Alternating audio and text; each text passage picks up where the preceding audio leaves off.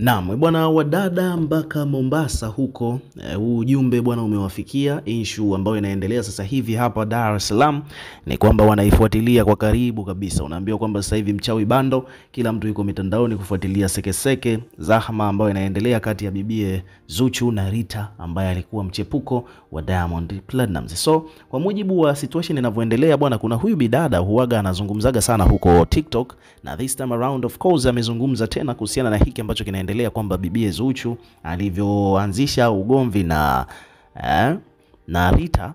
Basi Rita amekuja kudondosha makombola, na haya makombola yanamuaffect Zuchu to the maximum. Na huyu dada ameelezea kwamba wanaume ndio huaga sometime wana hizo tabia za kwenda kuzungumza huko kwa michepuko yao kuhusiana na madhaifu ya wapenzi wao. Umeona bwana, lakini pia Zuchu hakutakiwa kureact, hakutakiwa kabisa kumchokonoa huyu binti, kwa sababu anachokifanya sasa hivi anamfaidisha huyu binti. Huyu binti sasa hivi anapata followers, anapata fame, anapata comment, watu wanamfuatilia na vitu vingine kama hivyo. Lakini pia at the same time unaambiwa kwamba huyu bibie amekuja hapa amemwambia kwamba Zuhura, huyu binti hana cha kupoteza, yeye ndo ana cha kupoteza, ilitakiwa akae kimya. So hebu msikilize huyu bidada hapa alichokizungumza, ushauri wake kwenda kwa Zuchu bwana kuhusiana na hiki ambacho kinaendelea.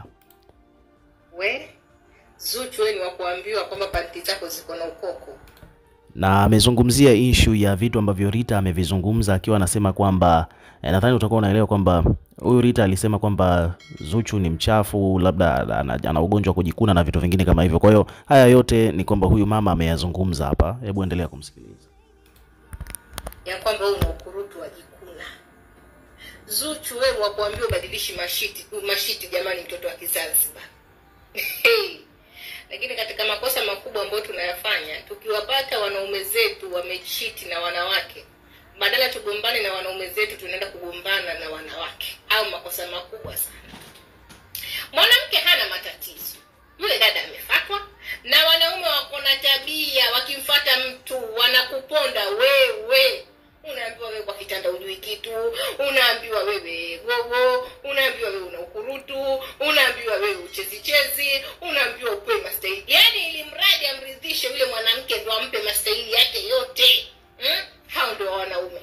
Sasa wewe sasa ni nani utakayemwambia wewe huna ukurutu akakuamini? Ni nani sasa hiyo utakayemwambia kwamba chupi zako hazina magao akakuamini ndugu yako? Hii nayo ndugu yangu unafeli kweli, lakini hapo umefeli zaidi. Wewe tayari unajua uko mzima haukutaki ndugu yangu, ndio kwa kunyamaza kimya hapo. Yaani unafaa unyamaze kama unajua kinachoendelea, lakini kutupa vijembe wewe, mwisho wa siku ndio haya madhara yake. Yule mwenzako hana cha kupoteza. Sasa hivi unampatia followers, unampatia ma comments, ametoka kwa 10k sasa hivi ako 140 something. Unampatia tayari fame ambayo hata hajaitengeneza. Bwana alikuchukulia na fame unampa.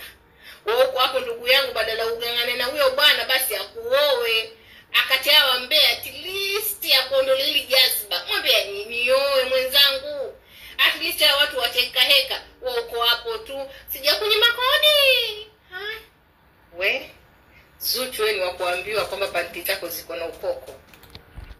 So hivyo ndivyo mambo yalivyo bwana. Ukiwa kama mdau, weka maoni yako hapo chini katika comment section. Tutakuwa tukisoma na kureplay kila comment ambayo tutakuwa tunaiona, na pia vile vile hakikisha una subscribe kwa ajili ya kupata update zaidi.